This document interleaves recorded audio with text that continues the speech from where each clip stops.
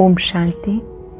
आज बाबा के 27 अप्रैल 2021 के साकार मधुर महावाक्य हैं। आज बाबा ने स्वधर्म की स्मृति दिलाई। आप आत्माओं का स्वधर्म शांत है और सच्ची शांति शांति धाम में मिल सकती है। ये बात सबको बताओ कि आत्मा का स्वधर्म शांत है। शांति यहाँ वहाँ भटकने से नहीं, स्वधर्म में टिकने से अनुभव होगी। बाबा ही आकर के नॉलेज देते हैं, पाप क्या है, पुण्य क्या है। ये नॉलेज बाबा के सिवाय कोई दे नहीं सकता। जब बाबा की और ड्रामा की नॉलेज मिलती है तो पुण्य आत्मा बनना शुरू हो जाते हैं। ध्यान से समझेंगे। बाबा को समझ जाने से और इस ड्रामा को अच्छी रीति समझ लेने से पुण्य कर्म करना शुरू कर देते हैं। सदगति दाता एक बाप है जो सदगति का मार्ग बताते हैं और कोई सदगति नहीं दे सकता। बाबा ने याद दिलाया कि आप आत्माएं जब शांति धाम में थी तो बिल्कुल शांत थी। जब ये देह रूपी वस्त्र लिया, पार्ट बजाना शुरू किया, तो आप पहले सतयुग में आए, फिर त्रेता में आए। धीरे धीरे भक्ति मार्ग शुरू हुआ। अब कलयुग के अंत में फिर से बाबा पावन बनाने आए हैं। जब चाहो देह रूपी बाजे को बजाओ, जब चाहो इससे अलग हो जाओ, स्वधर्म में स्थित हो जाओ। जिन बच्चों को अपने धन का, साहूकारी का नशा रहता है, वो कभी बाबा के नहीं बनते। बाबा है गरीब निवास। बाबा आए हैं गरीबों को साहूकार बनाने के लिए। अगर किसी को धन का नशा रहता है, बाबा ने कहा वो बाबा को पहचानते नहीं, बाबा के बनते नहीं। ये बात याद रखनी है। भले ही किसी के पास लाख हैं, करोड़ हैं, कोई लखपति है, करोड़पति है, पद्मपति है, सब मिट्टी में मिल जाना है। अब वापस घर जाना है। देही अभिमानी बनने की बहुत मेहनत करनी है। बाबा ने कहा ये देही अभिमानी बनने की बात केवल बाबा कहते हैं। बाबा ने सतयुग की स्मृति दिलाई। वहां पे ना तो दुख है, ना अशांति है, ना ही कोई बीमारी है। अब ऐसी दुनिया में चलना है। बाबा सबको घर ले जाने के लिए आए हैं। महान और मेहमान की स्मृति, ये दोनों स्मृतियां बहुत पक्की करनी है। मैं एक महान आत्मा हूँ।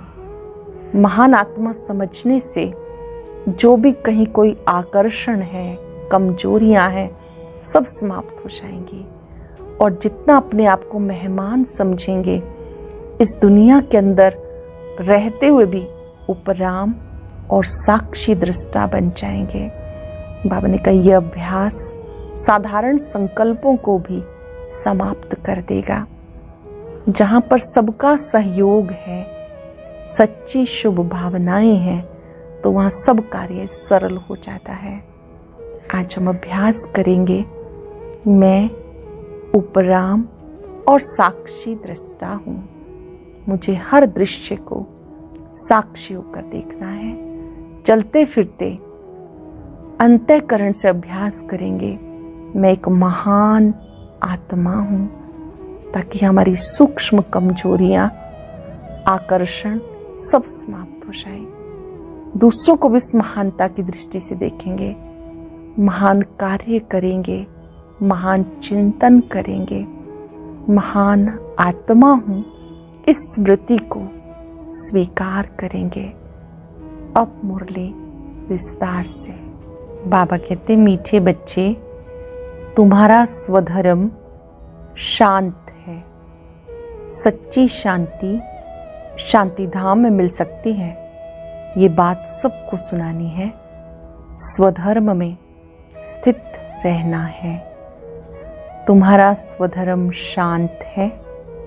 सच्ची शांति शांति धाम में मिल सकती है। ये बात सबको सुनानी है। स्वधर्म में रहना है। कुछ न कौन सी नॉलेज एक बाप के पास है जो अभी तुम पढ़ते हो? कौन सी नॉलेज बाबा के पास है जो अभी तुम पढ़ते हो? बहुत सुंदर बात, पाप और पुण्य की नॉलेज।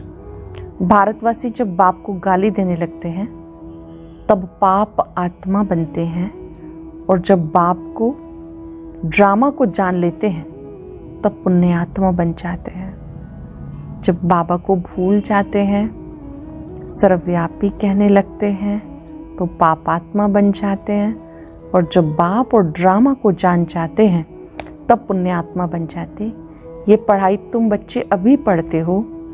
तुम जानते हो सबको सदगति देने वाला एक बाप है। सबको सदगति देने वाला एक बाप है। मनुष्य को सदगति अर्थात मुक्ति, जीवन मुक्ति नहीं दे सकता। गीता इस पाप की दुनिया से कहीं तो और ले चल। ओम शांति। बाप बैठकर बच्चों को समझाते, यह है पाप आत्माओं की दुनिया। वह भारत को कहेंगे, भारत पुण्य आत्माओं की दुनिया थी जहां देवी देवताओं का राज्य था। ये भारत सुख धाम था और कोई खंड नहीं था, एक ही भारत था। चैन अथवा सुख उस सतयुग में था जिसे स्वर्ग कहते हैं। चैन अथवा सुख उस सतयुग में था जिसे स्वर्ग कहते हैं। यह है नर्क। भारत ही स्वर्ग था और अब नर्क बना। नर्क में चैन अथवा सुख शांति कहाँ से आए? कलयुग को नर्क कहा जाता। कलयुग अंत को और ही रोरव नर्क कहा जाता, दुखधाम कहा जाता। भारत ही सुखधाम था जब इन लक्ष्मी नारायण का राज्य था। भारत ही सुखधाम था कब? जब लक्ष्मी नारायण का राज्य था। भारतवासियों का ग्रस्त धर्म पवित्र था, प्योरिटी भी थी, सुख शांति भी थी, संपत्ति भी बहुत थी। क्या क्या था सतयुग में? पवित्रता थी, सुख शांति थी, संपत्ति भी बहुत थी। अब वही भारत पतित बना, सब विकारी बन गए। यह है दुख धाम। भारत सुख धाम था और जहाँ हम आत्माएं निवास करती हैं वो है शांति धाम। शांति वहाँ शांति धाम में मिल सकती है। आत्मा शांत वहाँ ही रह सकती है। इसको स्वीट होम, निराकारी दुनिया कहा जाता है। शांति धाम को स्वीट होम कहते हैं, निराकारी दुनिया कहते हैं। वो है आत्माओं का घर। वहाँ जब रहते हैं तो आत्मा शांति में है। बाकी शांति कोई जंगल आदि में जाने से नहीं मिलती। शांति धाम तो वही है। सतयुग में सुख भी है, शांति भी है। यहाँ दुख धाम में शांति हो नहीं सकती। शांति धाम में मिल सकती है। सुख धाम में भी कर्म होता, शरीर से पार्ट बचाना होता। इस दुख धाम में एक भी मनुष्य नहीं जिसको सुख शांति हो। ये भ्रष्टाचारी पतित धाम, तभी तो पतित पावन को बुलाते हैं, परंतु उस बाप को कोई जानते नहीं। बुला रहे हैं आ जाओ, लेकिन वो है कौन ये जानते नहीं, इसलिए निधन के बन गए। ऑर्फन होने के कारण आपस में लड़ते झगड़ते रहते हैं। कितना दुख अशांति मारा मारी है। ये है रावण राज्य। राम राज्य मांगते हैं। रावण राज्य में ना सुख है ना शांति है। कलयुगी दुनिया रावण राज्य है। यहाँ ना सुख है ना शांति। राम राज्य में सुख शांति दोनों थे। आपस में कभी लड़ते झगड़ते नहीं थे। वहाँ 5 विकार होते नहीं। यहाँ 5 विकार हैं। पहला है देह अभिमान मुख्य, फिर काम क्रोध। भारत जब स्वर्ग था तो ये विकार नहीं थे। जब सतयुग था तो कोई भी विकार नहीं था। ऐसा विजन बनाए, याद करें उस दुनिया को जहाँ निर्विकारी थे। एक भी विकार का नाम नहीं था, संपूर्ण निर्विकारी। वहाँ देही अभिमानी थे। अब सब मनुष्य देह अभिमानी हैं। देवताएं थे देही अभिमानी। देह अभिमान वाले मनुष्य कब किसी को सुख नहीं दे सकते। जिनमें देह अभिमान है वो कभी किसी को सुख नहीं दे सकते, एक दो को दुख ही देते हैं। ऐसे मत समझो कोई लखपति, करोड़पति, पदमपति है तो वो सुखी है। ऐसे मत समझो कि कोई लखपति, करोड़पति, पदमपति है तो वो कोई सुखी है। नहीं, ये सब माया का भबका है, माया का राज्य है। अभी उनके विनाश के लिए ये महाभारत लड़ाई सामने खड़ी है। इसके बाद फिर स्वर्ग के द्वार खुलने हैं, आधा कल्प के बाद फिर नर्क के द्वार खुलते हैं। ये बातें कोई शास्त्रों में नहीं है। भारतवासी कहते हैं जब भक्ति करेंगे तब भगवान मिलेगा। भारतवासी कहते हैं जब भक्ति करेंगे तो भगवान मिलेगा। बाबा कहते जब भक्ति करते करते बिल्कुल नीचे आ जाते हैं तब मुझे आना पड़ता, स्वर्ग की स्थापना करने अथवा भारत को स्वर्ग बनाने। भारत जो स्वर्ग था वो नर्क कैसे बन गया? जो भारत हेवन था वो नर्क कैसे बन गया? रावण ने बनाया। गीता के भगवान से तुम्हें राज्य मिला, 21 जन्म स्वर्ग में राज्य किया, फिर भारत द्वापर से कलयुग में आ गया, अर्थात उतरती कला हो गई। सब पुकारते रहते हैं हे पतित पावन आओ। पतित मनुष्य को सुख शांति पति दुनिया में मिल ही नहीं सकती, कितना दुख उठाते हैं। आज पैसा चोरी हुआ, आज दिवाला मारा, आज रोगी हुआ, दुख ही दुख है ना। अब तुम सुख शांति का वर्षा पाने का पुरुषार्थ कर रहे हो, बाप से स्वर्ग का वर्षा लेने का पुरुषार्थ कर रहे हो। बाबा से सुख शांति का वर्षा लेने के लिए फिर से पुरुषार्थ कर रहे हो। सदा सुखी बनाने वाला एक बाप है, अच्छे से पक्का कर लेंगे। सदा सुखी बनाने वाला, सुख शांति देने वाला एक बाप है। सदा दुखी बनाने वाला रावण है। अपने आप से बात करते रहेंगे, सुखी बनाने वाला कौन, दुखी बनाने वाला कौन? रावण दुखी बनाने वाला है। ये बातें भारतवासी नहीं जानते। सत्युग में दुख की बातें होती नहीं, कभी रोना नहीं पड़ता, सदैव सुख ही सुख है। वहां देह अभिमान अथवा काम क्रोध आदि होते नहीं। जब तक 5 विकारों का दान ना दे तब तक दुख का ग्रहण नहीं छूट सकता।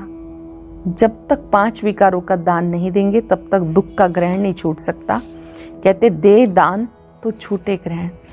इस समय सारे भारत को 5 विकारों का ग्रहण लगा हुआ है। जब तक 5 विकारों का दान ना दे तब तक 16 कला संपन्न देवता बन ना सके। बाप सबका सदगति दाता है। कहते गुरु बिगर गति नहीं, परंतु गति का भी अर्थ समझते नहीं। मनुष्य की गति सदगति माना मुक्ति, जीवन मुक्ति, सो तो बाप ही दे सकता है। इस समय सबकी सदगति होनी है। दिल्ली को कहते न्यू दिल्ली, फिर पुरानी दिल्ली। अब न्यू तो है नहीं, न्यू वर्ल्ड में न्यू दिल्ली होती है, नई दुनिया में नई दिल्ली होती है, ओल्ड वर्ल्ड में ओल्ड दिल्ली होती है। बरोबर यमुना का कंठा था, दिल्ली परिस्थान थी, सतयुग था ना, देवी देवताओं का राज्य था। अब तो पुरानी दुनिया में पुरानी दिल्ली है, नई दुनिया में इन लक्ष्मी नारायण का राज्य था। भारतवासी ये भूल गए, नया भारत नई दिल्ली थी तो उनका राज्य था और कोई खंड ही नहीं था। ये कोई नहीं जानते, गवर्नमेंट ये पढ़ाती नहीं, जानते हैं ये तो अधूरी हिस्ट्री है। जब से इस्लामी बोधी आए, लक्ष्मी नारायण के राज्य का तो किसी को पता नहीं। ये बाबा बैठ के समझाते कि चक्र कैसे फिरता है। जो स्कूलों में पढ़ते हैं द्वापर से मिलती है वो हिस्ट्री। उससे पहले क्या था, जब यहाँ लक्ष्मी नारायण राज्य करते थे, कैसे करते थे वो तो कोई जानते नहीं। जब भारत स्वर्ग था तो गोल्डन एज था, अब वही भारत देखो क्या बन गया। फिर भारत को हीरे जैसा कौन बनाए?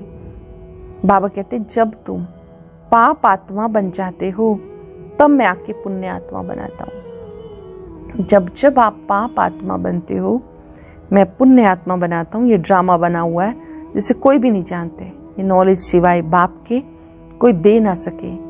नॉलेजफुल बाप ही है, वो आकर के पढ़ाते हैं। ज्ञान सागर एक ही बाप है और कोई नहीं। मनुष्य मनुष्य को भी सदगति नहीं दे सकते। जब देवी देवता थे तो सब एक दो को सुख देते थे, कोई भी बीमार रोगी नहीं होते थे। सत्युग की दुनिया में कोई बीमार नहीं था, रोगी नहीं था। यहाँ तो सब रोगी हैं। अब बाबा आए हैं फिर से स्वर्ग बनाने। बाप स्वर्ग बनाते हैं, रावण नरक बनाते हैं। ये खेल है जिसे कोई भी नहीं जानते। शास्त्रों का ज्ञान है फिलॉसफी, भक्ति मार्ग, वह कोई सदगति मार्ग नहीं, ये कोई शास्त्रों की फिलॉसफी नहीं। बाप कोई शास्त्र नहीं सुनाते, यहाँ है स्पिरिचुअल नॉलेज। बाबा आकर के हमें आध्यात्मिक ज्ञान देते हैं, स्पिरिचुअल नॉलेज देते हैं। बाबा को स्पिरिचुअल फादर कहते हैं, वो है आत्माओं का बाप। बाबा कहते हैं मैं मनुष्य सृष्टि का बीज रूप हूँ, इसलिए नॉलेजफुल हूँ। इस मनुष्य सृष्टि रूपी झाड़ की आयु कितनी है, कैसे वृद्धि को पाता है, फिर कैसे भक्ति मार्ग शुरू होता है, ये मैं जानता हूँ। तुम बच्चों को ये नॉलेज देकर स्वर्ग का मालिक बनाता हूँ, फिर तुम मालिक बन जाते हो। ये नॉलेज तुम्हें एक बार मिलती है, फिर गुम हो जाती है। सत्युग त्रेता में इस नॉलेज की दरकार नहीं रहती। सत्युग त्रेता में सत्य ज्ञान की आवश्यकता नहीं रहती। ये नॉलेज सिर्फ तुम ब्राह्मणों को है, देवताओं में नॉलेज नहीं है। जो ब्राह्मण हैं उनमें सृष्टि के आदि मध्य अंत का ज्ञान है, ब्राह्मण ही देवता बनते हैं। पर जब देव स्वरूप में है तो वहाँ ये सत्य ज्ञान की नॉलेज नहीं है, तो परंपरा से नॉलेज आ ना सके। ये सिर्फ तुम बच्चों को एक बार मिलती है, जिससे तुम जीवन मुक्त बन जाते हो, बाप से वर्षा पाते हो। तुम्हारे पास बहुत आते हैं, बोलते हैं मन की शांति कैसे हो, परंतु ये कहना भूल है। मन बुद्धि आत्मा के ऑर्गन्स है, जैसे शरीर के ऑर्गन्स है। आत्मा को पत्थर बुद्धि से पारस बुद्धि बाबा ही बनाते हैं। आत्मा को पारस बुद्धि बाबा बनाते हैं, जो सत्युग त्रेता तक चलती, फिर पत्थर बुद्धि बन जाते। अब फिर तुम पत्थर बुद्धि से पारस बुद्धि बनते हो। तुम्हारी पारस बुद्धि जो थी उसमें खाद मिलती गई। आप जो पारस बुद्धि थे उसमें खाद डलती चली गई। फिर पारस बुद्धि कैसे हो? बाबा कहते हे आत्मा मुझे याद करो। याद की यात्रा से तुम पवित्र बनेंगे, मेरे पास आ जाएंगे। याद की यात्रा से ही पावन बनेंगे, फिर मेरे पास आ जाएंगे। बाकी जो कहते मन की शांति कैसे मिले, उन्हें बताओ यहाँ शांति हो कैसे सकती। यह है दुख धाम, क्योंकि विकारों की प्रवेशता है। यह है दुख धाम, यहाँ विकारों की प्रवेशता है। ये तो बेहद बाप से वर्षा मिल सकता है, फिर रावण का साथ मिलने से पतित बन जाते हैं। बाप द्वारा पावन बनने में 1 सेकंड मिलता है। बाबा आकर के पावन बनाते 1 सेकंड में, बाप द्वारा पावन बनने में 1 सेकंड लगता। अब तुम आए हो बाबा से जीवन मुक्ति का वर्षा लेने। सत्युगी दुनिया जहाँ जीवन भी है लेकिन मुक्त अवस्था में है, बाबा के पास आए हैं जीवन मुक्ति का वर्षा लेने। बाप जीवन मुक्ति का वर्षा देते, रावण जीवन बंद का श्राप देते। इसलिए दुख ही दुख है। ड्रामा को भी जानना है। दुख धाम में किसी को सुख शांति मिल ना सके। कलयुगी दुनिया दुख धाम है, या किसी को सुख शांति मिल ना सके। शांति हम आत्माओं का स्वधर्म है। शांति धाम आत्माओं का घर है। आत्मा कहती मेरा स्वधर्म शांत है। ये शरीर बाजा नहीं बजाता, बैठ जाता हूँ। एकांत में जाकर के आत्मा जब ये अनुभव करती है कि मैं इस शरीर रूपी बाजे को अब नहीं बजा रही, मैं अपने स्वधर्म में स्थित हूँ, शांत हूँ। शांति मेरा स्वधर्म है। बाबा ने कहा आत्मा कहती मेरा स्वधर्म शांत है, ये बाजा नहीं बजाता, बैठ जाता हूँ। परंतु कहाँ तक बैठे रहेंगे? कर्म तो करना ही है। जब तक मनुष्य ड्रामा को नहीं समझे तब तक वो दुखी रहते हैं। जब तक इस ड्रामा को नहीं समझे तब तक दुखी रहते हैं। बाबा कहते मैं हूँ गरीब निवाज, यहाँ गरीब ही आएंगे। साहूकारों के लिए तो स्वर्ग यहाँ है, उनकी तकदीर में स्वर्ग के सुख है नहीं। बाबा कहते हैं मैं गरीब निवाज हूँ, साहूकारों को गरीब, गरीबों को साहूकार बनाता हूँ। साहूकार इतना उच्च पद नहीं पा सकते क्योंकि यहाँ साहूकारों को नशा है। हाँ प्रजा में आ जाएंगे, स्वर्ग में तो जरूर आएंगे, परंतु ऊंच पद गरीब पाते हैं। गरीब साहूकार बन जाते हैं।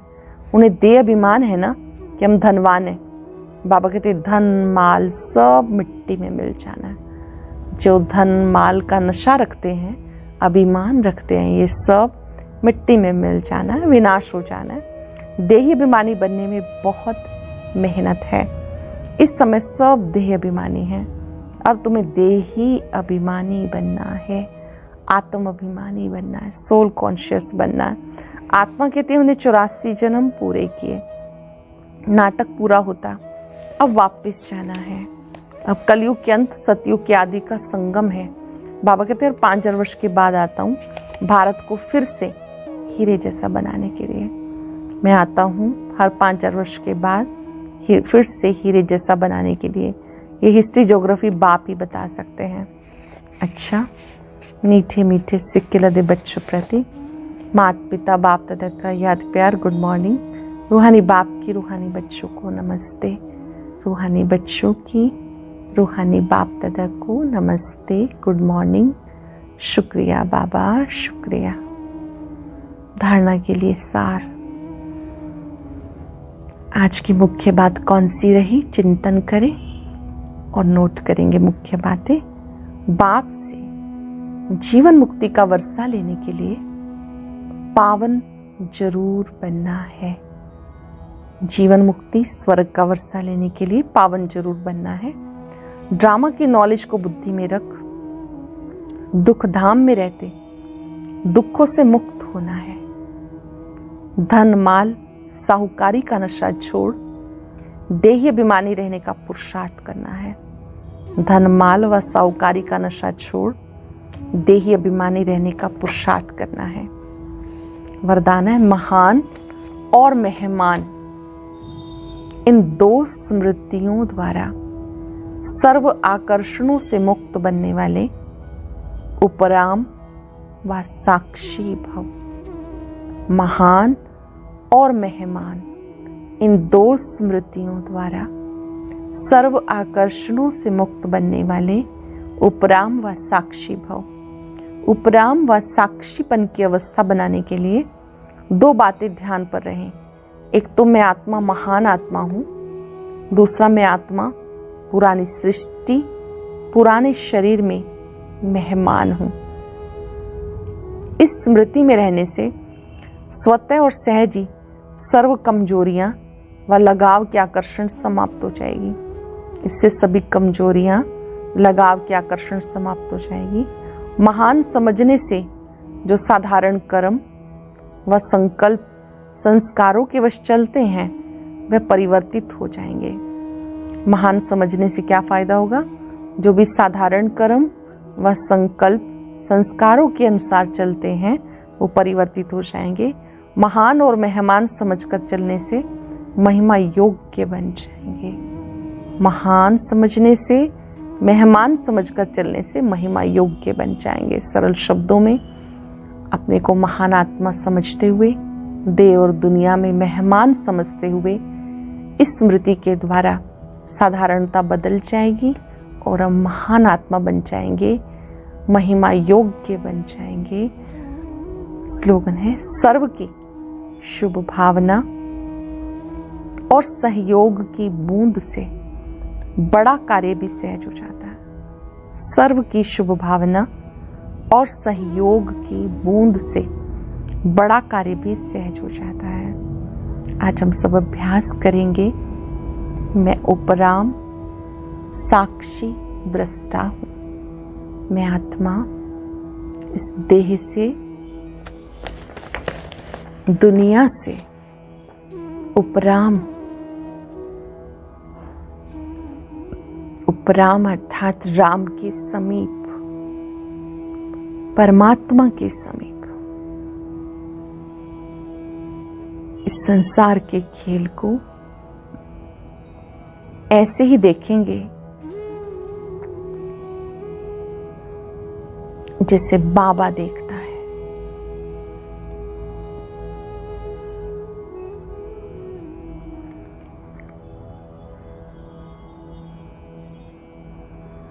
मूल वतन से मैं संसार के खेल को देख रहा हूं। सब आत्माएं अपना बहुत सुंदर पार्ट बजा रही हैं। मैं भी इस दुनिया में मेहमान हूं।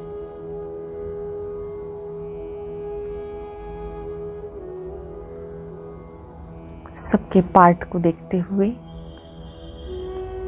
साक्षी हो जाए। परमात्म किरणों के नीचे बैठकर बाबा के स्वरूप को देखते हुए आनंदित हो जाए। स्वधर्म में स्थित हो जाए। शांति मेरा स्वधर्म है, मैं शांत हूं। शुक्रिया बाबा, शुक्रिया।